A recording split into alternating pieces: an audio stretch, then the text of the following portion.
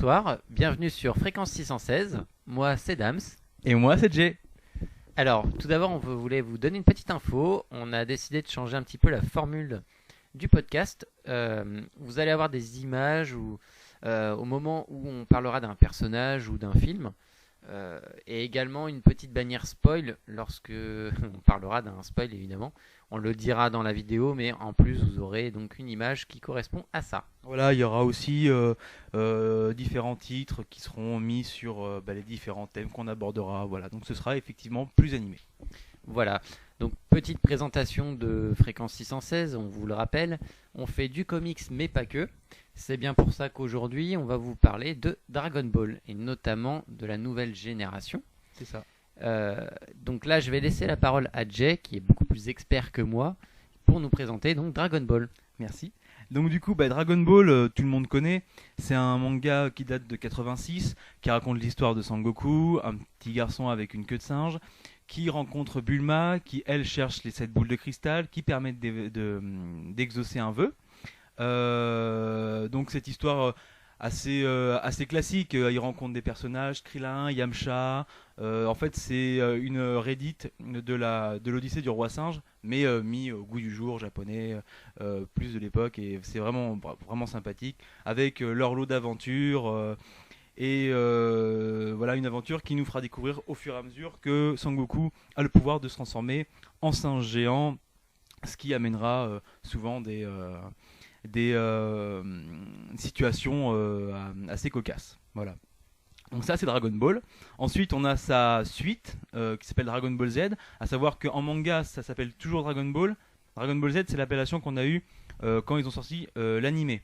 Donc cet animé date de 89.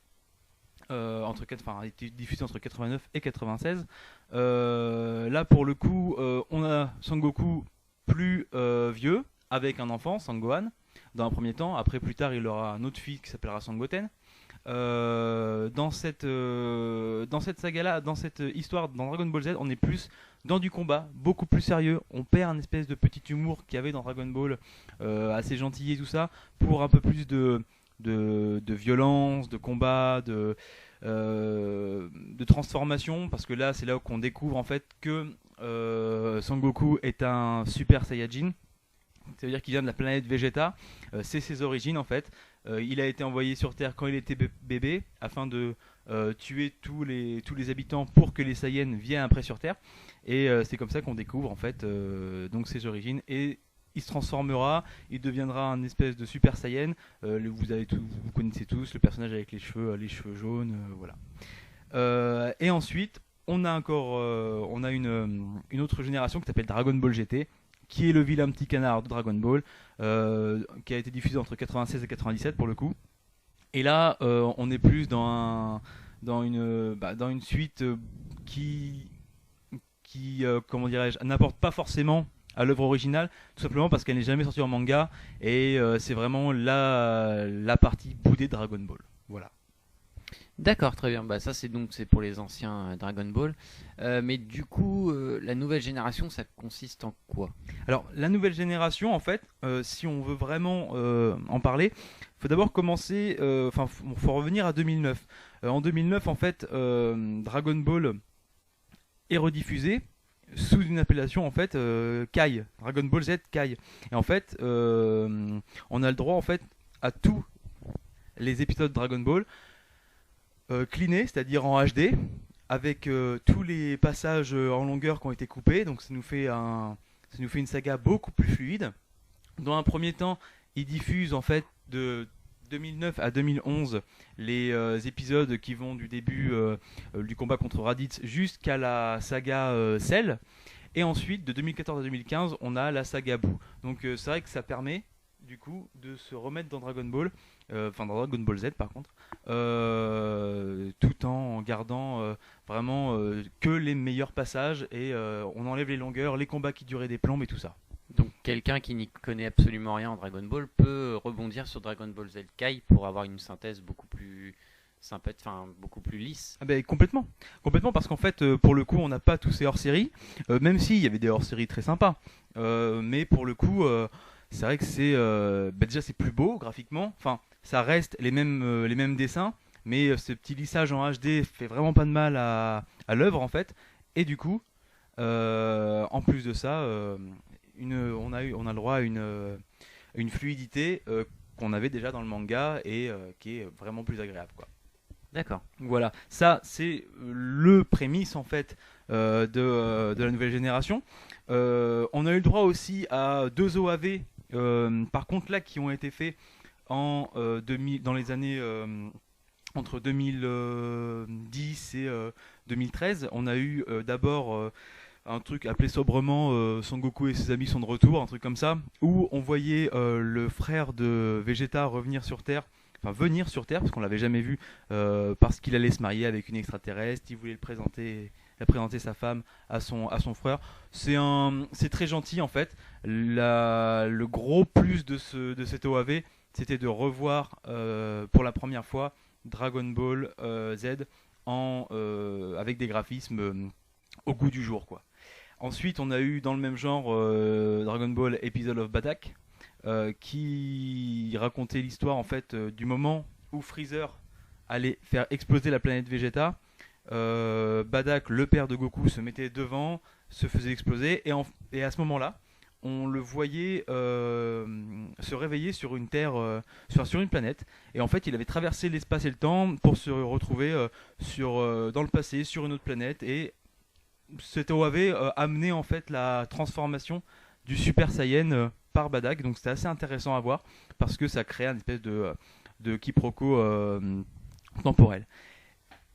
Et du coup, ça a amené la nouvelle génération qu'on a maintenant, qui a été introduite par le film Battle of God en 2013. On a eu aussi un manga qui s'appelle Jaco, le patrouilleur galactique, qui est sorti au Japon en 2013 et chez nous il y a à peu près 2 mois. Qui, pour le coup, celui-là est plus une œuvre qui est un préquel en fait à Dragon Ball. On a eu Dragon Ball Super, qui vient de sortir aussi juste au Japon, qui en fait reprend la suite de la fin de Dragon Ball juste après le combat de Boo et qui continue sur la lancée de Battle of God. Et plus récemment, le 11 septembre est sorti en France, on a pu le voir au cinéma, La Résurrection de Freezer pour le coup, et voilà, qui continue justement dans cette nouvelle génération là. Donc voilà, nous on a pris vraiment ces 4 points là pour résumer cette nouvelle génération: Battle of God, Jaco, Dragon Ball Super et La Résurrection de Freezer. Alors, Battle of God, plus en détail. Battle of God plus en détail, c'est tout simple, hein. C'est le dieu de la destruction, Beerus, qui se réveille juste après le combat de Sangoku contre Boo. Il se réveille et lui il veut trouver ce qu'on appelle un Super Saiyajin God, c'est-à-dire normalement un Saiyan au-dessus du niveau Super Saiyan 3. Il va sur Terre, il se bat contre tous les guerriers qu'on connaît, et comme on appelle les Z-Warriors. Et du coup, il se frotte à Son Goku, il le pousse dans ses retranchements, et par un procédé un peu spécial, Son Goku se transforme en Super Saiyajin God. Donc il le pousse à une nouvelle transformation. Donc c'est vrai que c'est intéressant du point de vue de voir une nouvelle évolution dans la transformation. On voit, ce qui est intéressant aussi, c'est les nouveaux personnages qui ont été introduits. Beerus et l'homme qui l'accompagne qui s'appelle Vice. De nouveaux enjeux, parce que là on comprend pour le coup que ça va vraiment amener sur sur une nouvelle ère Dragon Ball. Et voilà, les nouvelles transformations des personnages, ça c'est vrai que c'est assez intéressant. Le point négatif, c'est que c'est un peu léger. Ça reste très, il y a un petit humour qui revient tout le temps. Les enjeux sont pas les mêmes. Et par exemple, un truc tout bête, on voit vraiment Vegeta qui lui est terrorisé devant Beerus. Et c'est vrai que voir Vegeta dans cette position-là, ça fait un peu bizarre. Abandonner toute fierté, il danse sur une scène et tout, bon, ça fait un peu bizarre. Et je pense que c'est pour ça aussi qu'à l'époque, il y a 2 ans, quand il est sorti au cinéma, le film a eu un accueil plus que mitigé. Voilà. Ensuite, donc je vous parlais de Jaco. Alors pour le coup, on vous le dit. Voilà, là on est plus dans le spoil pour Jaco. On le mettra, on va le mettre, enfin on l'a mis aussi sur la vidéo. Vous verrez, on est plus dans le spoil parce qu'il y a quand même pas mal d'éléments. Donc si vous voulez pas vous faire spoiler, vous passez tout le passage sur Jaco. Là donc Jaco, c'est tout bête, c'est un patrouilleur galactique, un petit peu un genre de Green Lantern dans l'univers Dragon Ball, qui a une mission, aller sur Terre pour prévenir l'arrivée des Saiyans. Pour le coup, c'est le Saiyan, c'est Sangoku quand il est enfant, quand il est envoyé sur Terre, parce que sa mission à la base, comme je vous l'ai dit tout à l'heure, c'était de tuer tous les Terriens afin que les Saiyans viennent sur la Terre. Jaco arrive sur Terre, mais du coup, son vaisseau se casse en arrivant. Il atterrit sur une île, il rencontre un petit vieux qui s'appelle Omori, et ce petit vieux va en fait l'aider à réparer son vaisseau. Alors ce qui est intéressant dans cette œuvre, dans ce manga, c'est qu'on voit plein de personnages de Dragon Ball. On voit Bulma toute petite, on voit les parents de Bulma, le docteur Brief et sa femme, mais on voit aussi un personnage inédit, c'est Tights, la grande sœur de Bulma. Et donc c'est assez intéressant du coup de voir des personnages qui sont amenés grâce à ce prologue. Et surtout, on comprend que Jaco sera amené à revenir dans l'univers Dragon Ball, car on le voit dans l'opening de Dragon Ball Super. Et il fait aussi une apparition dans la résurrection de Freezer. Aussi, dans les plus, ce qui est vachement bien, c'est que c'est un très très bon prologue à l'univers Dragon Ball. Parce que, en fait, à la fin de ce bouquin, là je me mets une autre balise spoil sur la balise spoil pour le coup, c'est quand il y a du gros spoil qu'on fait ça. On voit carrément la mère de Sangoku avec Badak, le père de Sangoku, sur la planète Vegeta au moment où ils envoient Sangoku sur la Terre. Donc c'est vraiment, vraiment pour le coup un truc inédit. Donc ce prologue amène ça. Ce prologue amène aussi les nouveaux personnages très intéressants. Et puis voilà quoi, c'est vrai que c'est vraiment un très bon manga. Le moins, c'est qu'on en voudrait plus parce qu'en France c'est sorti sur un tome unique, il n'y a pas de numérotation, donc il n'y a pas vraiment de suite directement. Donc il faudra attendre éventuellement, je sais pas, peut-être une nouvelle saison, ou enfin à voir. Et par contre c'est vrai qu'effectivement, dans le petit passage où on voit Sangoku avec sa mère et son père, c'est un petit peu des origines revues.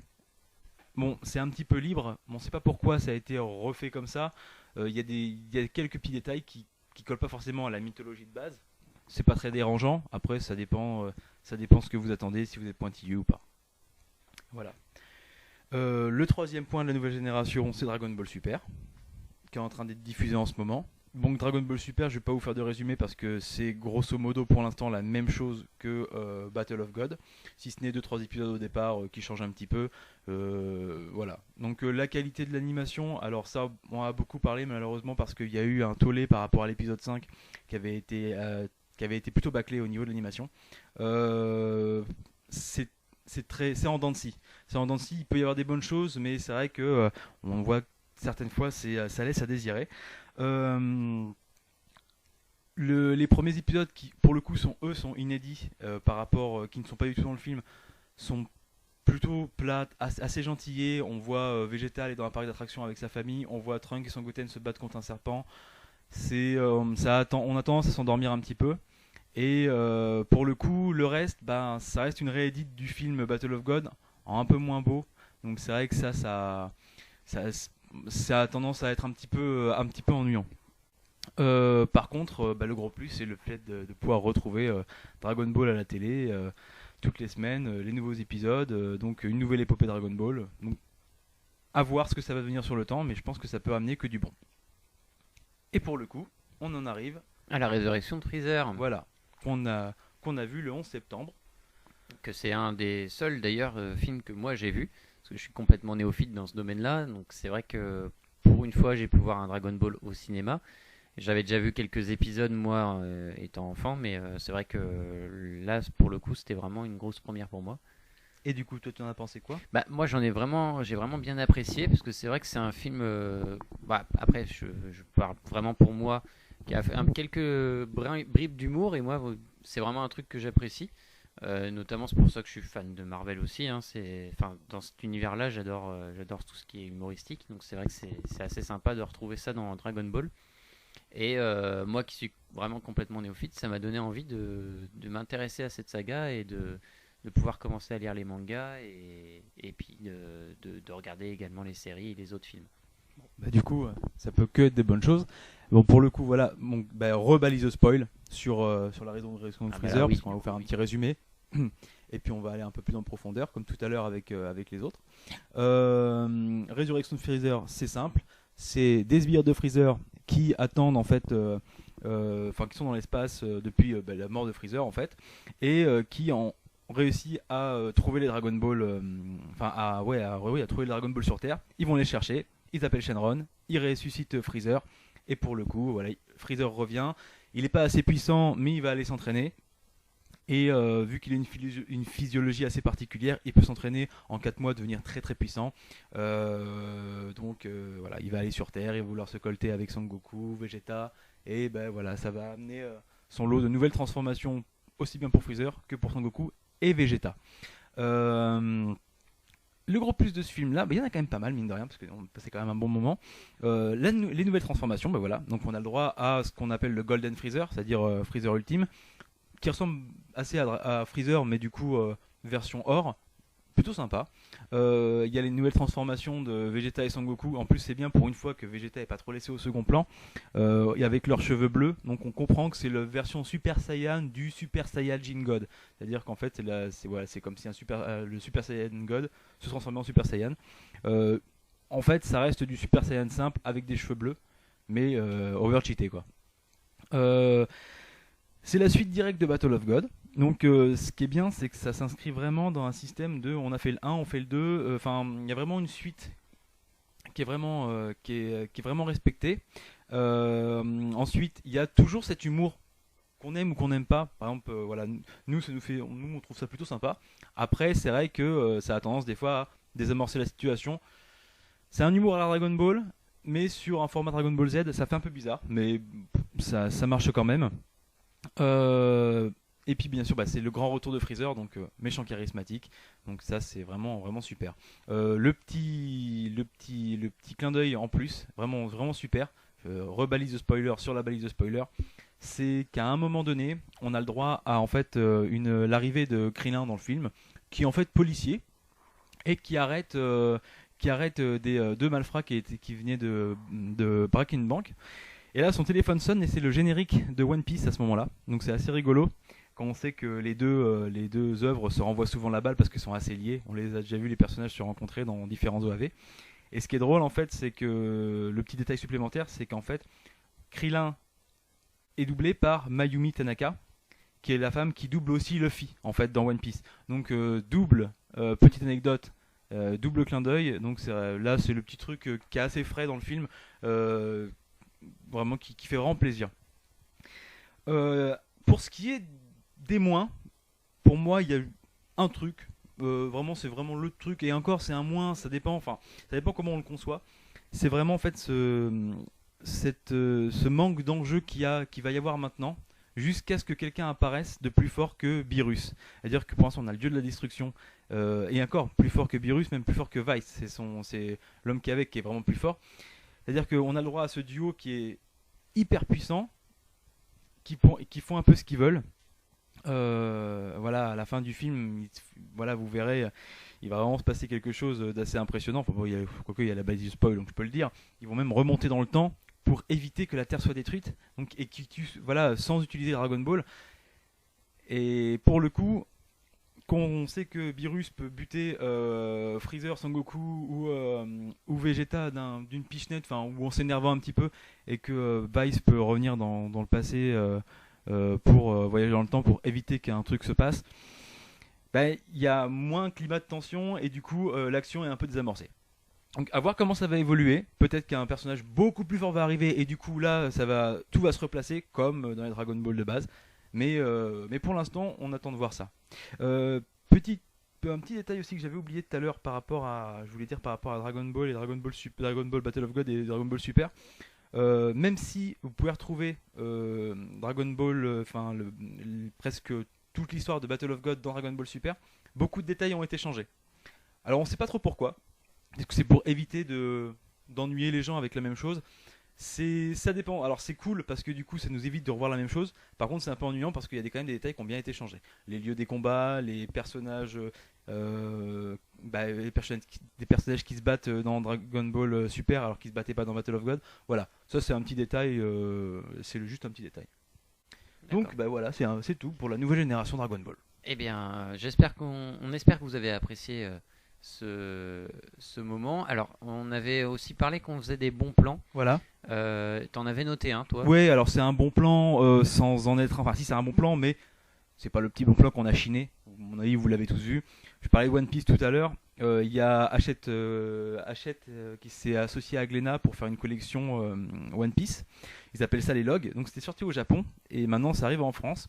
En gros, les logs, c'est quoi? C'est le manga sorti au format Jump, c'est-à-dire ça a la grosseur d'une couverture de comics. Et ça rassemble à peu près 2,5 tomes de manga à l'intérieur. Alors, les premiers, les autres, ce sera plus dans les deux. Mais ça reste super rentable parce que le premier est à 3,99€.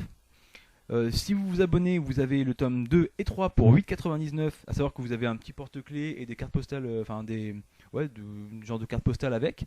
Et après, c'est 12,99€ le tome. Vous en avez 2 par mois. Ça fait du 26€ les 2 tomes qui valent, comme je vous disais, entre 4 et 5 mangas. Au final, si ça suit vraiment les sorties japonaises, il y en avait eu 20. C'était à peu près 56 mangas. Et du coup, on y gagne une bonne centaine d'euros pour avoir tout le premier arc de One Piece.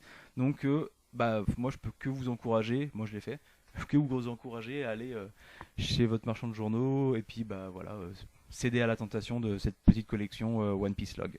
Ça permet d'économiser quand même quelques euros, c'est pas mal. Ça. Écoutez, on espère que vous avez apprécié ce podcast. Du coup, on se retrouve très bientôt pour un nouvel épisode. On vous dit à bientôt. Et à bientôt tout le monde. Bye bye.